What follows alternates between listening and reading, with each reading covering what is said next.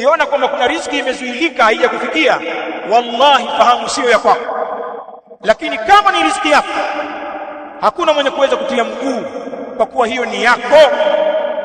Na lau wakikusanyika watu wote, majini wao na wanadamu wao, wakawa na malengo ya kukunufaisha wewe kwa kitu ambacho Allah hajapanga kukunufaishe, hawawezi kukunufaisha kitu hicho. Na kinyume chake, wakusanyike watu wote, majini wao na binadamu wao, kwa malengo ya kukudhuru, kuna madhara ya kufike, wakukomeshe, hawawezi kukukomesha ila kwa kile ambacho Allah subhanahu wa ta'ala amekadiria kikupate.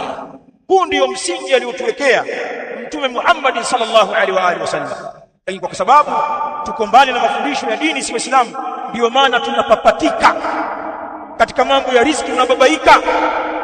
Wengine mpaka wanakata tamaa, mtu anaamua bora ajitoe uhai. Maisha gani haya?